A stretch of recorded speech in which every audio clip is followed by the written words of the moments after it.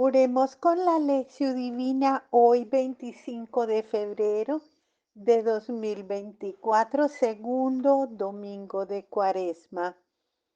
La transfiguración de Jesús, la cruz en el horizonte, la pasión que conduce a la gloria. Hagamos oración. Señor Jesús, envía tu Espíritu para que Él nos ayude a leer la Biblia en el mismo modo con el cual tú la has leído a los discípulos en el camino de Maús, con la luz de la palabra escrita en la Biblia. Tú les ayudaste a descubrir la presencia de Dios en los acontecimientos dolorosos de tu condena y muerte. Así la cruz, que parecía ser el final de toda esperanza, apareció para ellos como fuente de vida y resurrección. Crea en nosotros el silencio para escuchar tu voz en la creación y en la escritura, en los acontecimientos y en las personas, sobre todo en los pobres y en los que sufren. Tu palabra nos oriente a fin de que también nosotros, como los discípulos de Emaús, podamos experimentar la fuerza de tu resurrección y testimoniar a los otros que tú estás vivo en medio de nosotros como fuente de fraternidad, de amor, de paz, de justicia. Te lo pedimos a ti, Jesús, Hijo de la Santísima Virgen María, que nos has revelado al Padre y enviado tu Espíritu. Amén. Clave de lectura. En este segundo domingo de Cuaresma, la Iglesia medita sobre la transfiguración de Jesús delante de tres de sus discípulos que con él subieron a la montaña. La transfiguración acontece después del primer anuncio de la muerte de Jesús.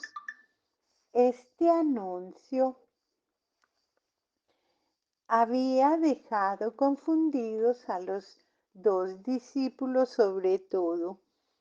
Observemos de cerca en sus mínimos detalles el texto que nos describe la transfiguración, de modo que nos demos cuenta cómo esta experiencia diversa de Jesús ha podido ayudar a los discípulos a vencer y superar la crisis en la que se hallaban. En el curso de la lectura tratemos de estar atentos a cuanto sigue, cómo sucede la transfiguración y cuál es la reacción de los discípulos ante esta experiencia. Para ayudarnos un poco vamos a hacer una división del texto. La transfiguración de Jesús delante de sus discípulos. La reacción de Pedro ante la transfiguración. La palabra del cielo que explica el sentido de la transfiguración. Mantener el secreto de lo que vieron. Veamos el texto que hoy meditamos. Marcos 9, versos 2 a 10. 6 días después, toma Jesús consigo a Pedro, Santiago y Juan y los lleva a ellos solos aparte a un monte alto, y se transfiguró delante de ellos, y sus vestidos se volvieron resplandecientes, muy blancos, tanto que ningún batanero en la tierra sería capaz de blanquearlos. De este modo, se les aparecieron Elías y Moisés y conversaban con Jesús. Toma la palabra Pedro y dice a Jesús: Rabí, bueno es estarnos aquí. Vamos a hacer 3 tiendas, una para ti, otra para Moisés y otra para Elías. Pues no sabía qué responder, ya que estaban atemorizados. Entonces se formó una nube que les cubrió con su sombra, y vino una voz desde la nube: Este es mi Hijo amado, escuchadle. Y de pronto, mirando en derredor, ya no vieron a nadie más que a Jesús solo con ellos. Y cuando bajaban del monte les ordenó que a nadie contasen lo que habían visto hasta que el Hijo del Hombre resucitara de entre los muertos. Ellos observaron esta recomendación discutiendo entre sí qué era eso de resucitar entre los muertos. En un momento de silencio orante, meditemos la palabra para que pueda entrar en nuestro corazón e iluminar nuestras vidas. Preguntas que nos ayudarán a la meditación y a la oración. ¿Cuál es el punto de este texto que te ha gustado más y que ha llamado más atención? ¿Cómo sucede la transfiguración y cuál es la reacción de los discípulos ante esta experiencia? ¿Por qué el texto presenta a Jesús con vestidos resplandecientes mientras habla con Moisés y con Elías? ¿Y qué significa para Jesús Moisés y Elías? ¿Y qué significan también ellos para los discípulos? ¿Cuál es el mensaje de la voz del cielo para Jesús y cuál es el mensaje para los discípulos? ¿Cómo transfigurar hoy la vida personal y familiar y la vida comunitaria en nuestro entorno? Vamos a ver el contexto.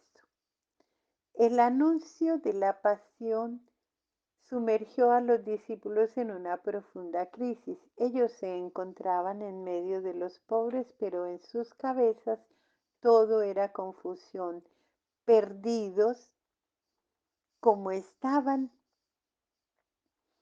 en la propaganda del gobierno y en la religión oficial de la época. La religión oficial enseñaba que el Mesías sería glorioso y victorioso. Y es que esto por lo que Pedro reacciona con mucha fuerza contra la cruz. Un condenado a la muerte de cruz no podía ser el Mesías. Contrario, según la ley de Dios, tenía que ser considerado como un maldito de Dios. Ante esto, la experiencia de la transfiguración de Jesús podía ayudar a los discípulos a superar el trauma de la cruz. En efecto, en la transfiguración Jesús aparece en la gloria y habla con Moisés y con Elías de su pasión y muerte. El camino de la gloria pasa por tanto por la cruz.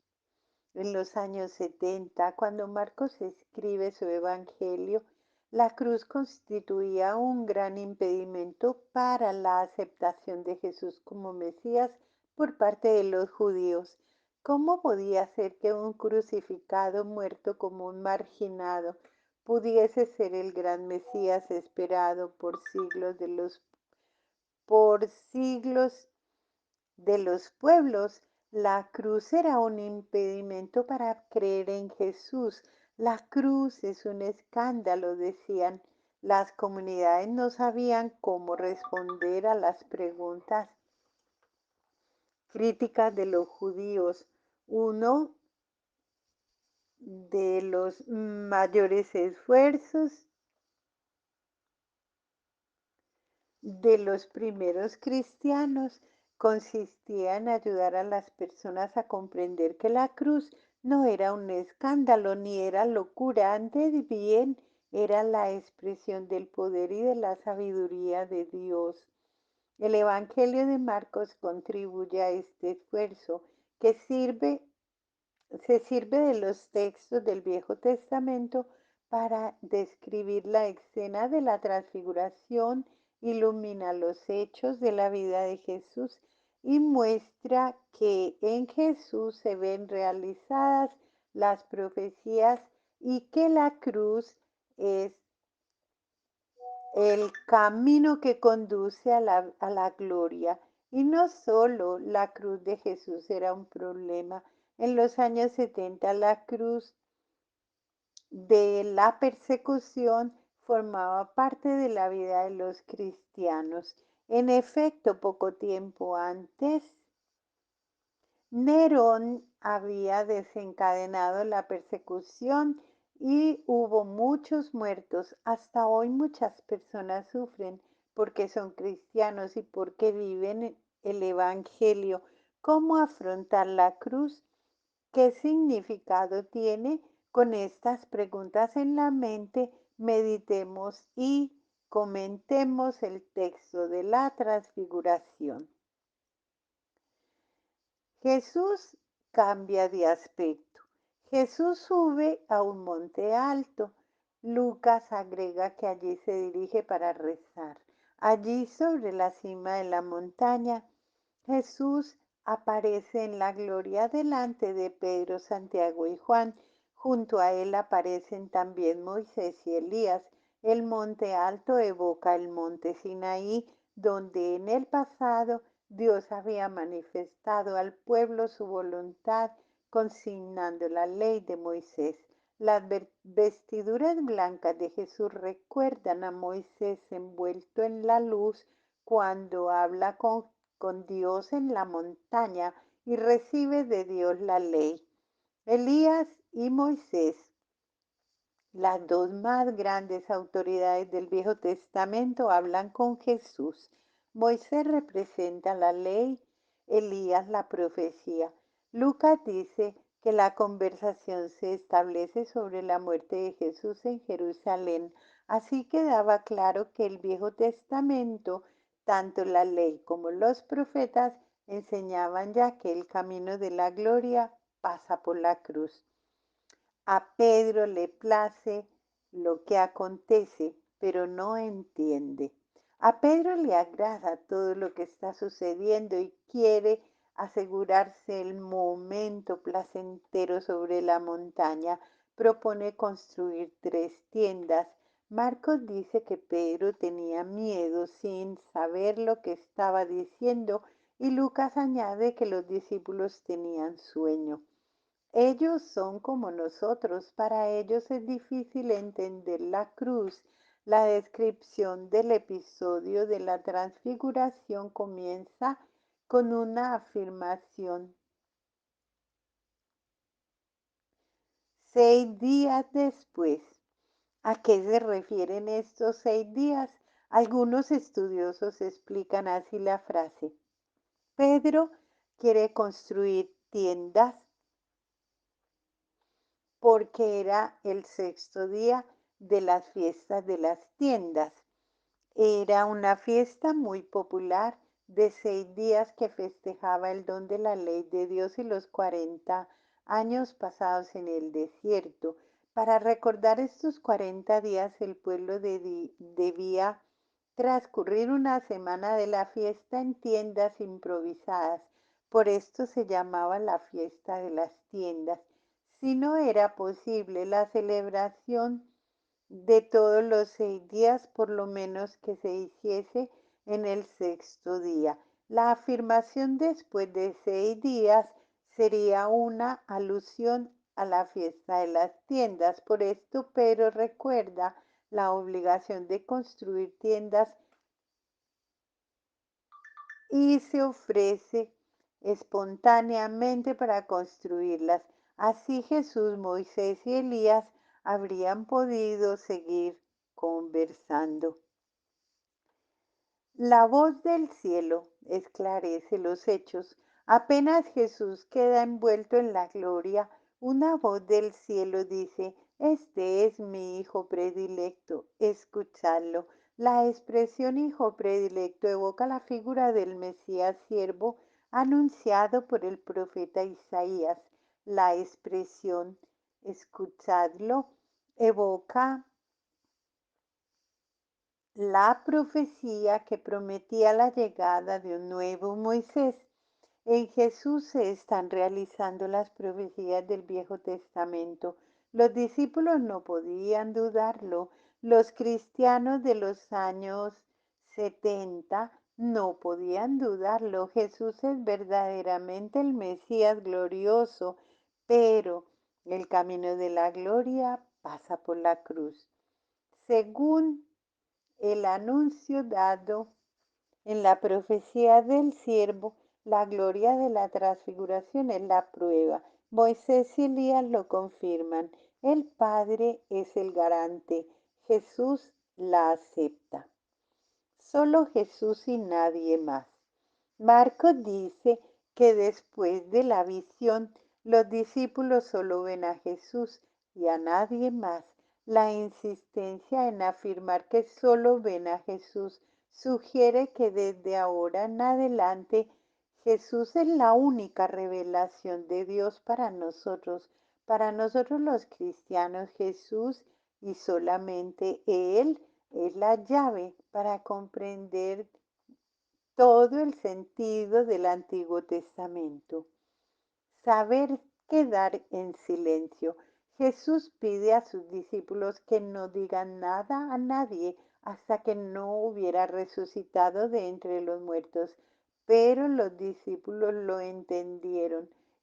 No lo entendieron. En efecto, no entiende ellos el significado de la cruz. Quien no une el sufrimiento a la resurrección de Jesús es la prueba de que la vida es más fuerte que la muerte. El regreso de Elías. El profeta Malaquías había anunciado que Elías debía volver para preparar el camino del Mesías. Este mismo anuncio se encuentra en el libro del Eclesiástico. Entonces, ¿cómo podía ser Jesús el Mesías si Elías todavía no había vuelto? Por esto los discípulos preguntan, ¿por qué los escribas dicen que primero debe venir Elías? La respuesta de Jesús es clara. Yo os digo que Elías ya ha venido, pero han hecho de él lo que han querido, como está escrito de él. Jesús estaba hablando de Juan Bautista, asesinado por Herodes. Ampliando conocimientos. La transfiguración, el camino que se da en la práctica de Jesús.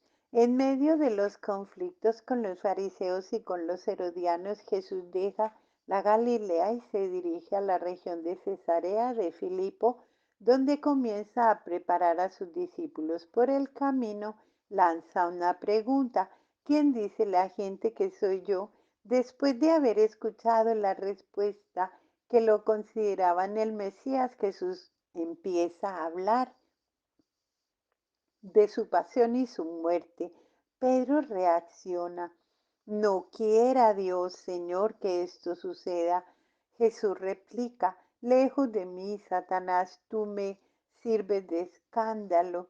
No piensas según Dios, sino según los hombres.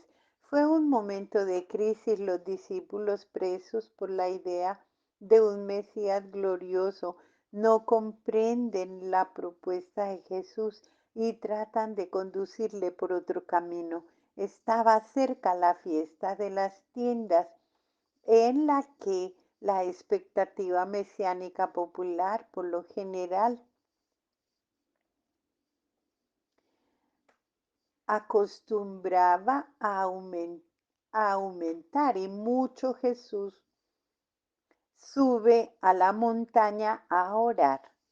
Vence la tentación por medio de la oración. La manifestación del reino sería muy diferente de lo que la gente se imaginaba.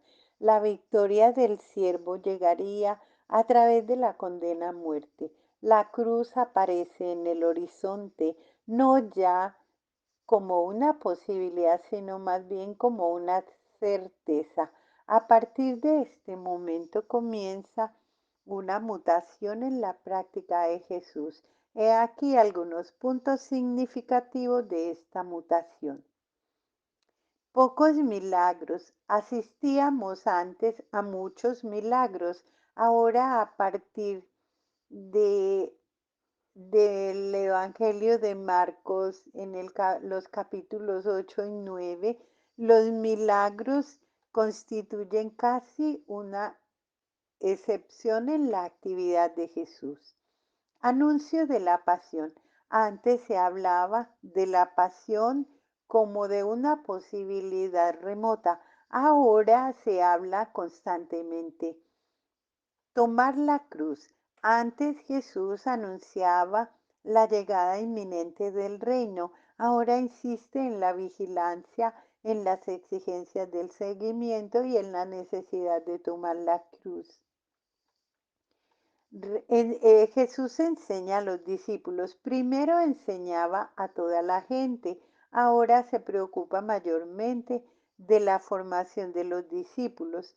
Les pide escoger de nuevo y comienza a prepararlos para la misión que vendrá pronto. Sale de la ciudad para poder estar con ellos y ocuparse de su formación. Parábolas diversas. Antes las parábolas revelaban los misterios del reino presente en la actividad de Jesús. Ahora las parábolas orientan hacia el juicio futuro, hacia el final de los tiempos, los viñadores homicidas, el siervo despiadado, la hora undécima, los dos hijos, el banquete de bodas, los 10 talentos. Jesús asume la voluntad del Padre que revela la nueva situación y decide andar a Jerusalén. Asume esta decisión de tal modo que asusta a los discípulos que no consiguen entender estas cosas. En aquella sociedad, el anuncio del reino, tal como era anunciado por Jesús, no era tolerado y por tanto o hablaba o sería muerto. Jesús no cambió el anuncio, continuó siendo fiel al Padre y a los pobres. Por esto fue condenado a muerte. La transfiguración y la vuelta del profeta Elías. En el Evangelio de Marcos el episodio de la transfiguración va unido a la cuestión de la vuelta del profeta Elías. En aquel tiempo la gente esperaba el regreso del profeta Elías y no se daba cuenta que Elías ya había vuelto en la persona de Juan Bautista y no se daba cuenta también de lo que estaba sucediendo. Hoy sucede la misma cosa. Muchas personas viven esperando el retorno de Jesús y escriben incluso en los muros de las ciudades que Jesús volverá. Ellos no se dan cuenta que Jesús ya está presente entre nosotros en nuestra vida de vez en cuando como un relámpago improvisado. Esta presencia irrumpe y se ilumina transformando nuestra vida. Una pregunta que cada uno debe hacerse. ¿Mi fe en Jesús me ha regalado ya algún momento de transfiguración y de intensa alegría? ¿Cómo me han dado fuerza estos momentos de alegría en los momentos de dificultad? Oremos con el Salmo 27. El Señor es mi luz.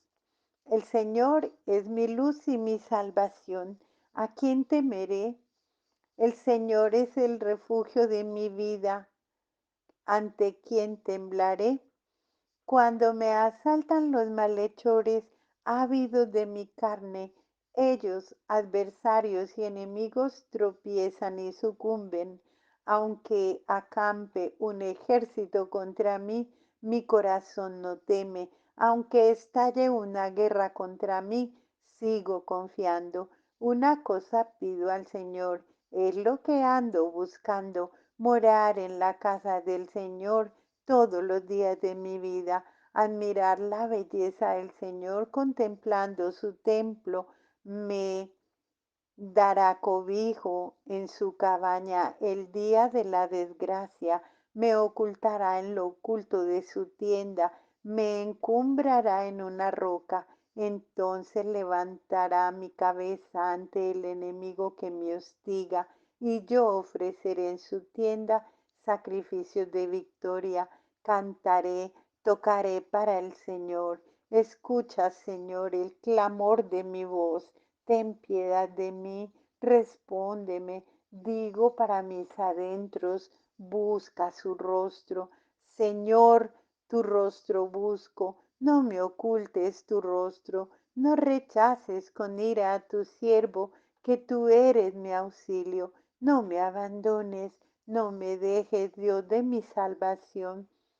Si mi padre y mi madre me abandonan, el Señor me acogerá. Señálame, Señor, tu camino, guíame por senda llana, pues tengo enemigos. No me entregues al ardor de mis rivales, pues se alzan contra mí testigos falsos, testigos violentos además. Creo que gozaré de la bondad de mi Señor en el país de la vida. Espera en el Señor, sé fuerte, ten ánimo, espera en el Señor. Oración final. Señor Jesús, te damos gracias por tu palabra que nos ha hecho ver mejor la voluntad del Padre. Haz que tu Espíritu ilumine nuestras acciones y nos comunique la fuerza para seguir lo que tu palabra nos ha hecho ver. Haz que nosotros como María, tu Madre, podamos no solo escuchar, sino también poner en práctica la palabra. Tú que vives y reinas con el Padre en la unidad del Espíritu Santo, por todos los siglos de los siglos. Amén.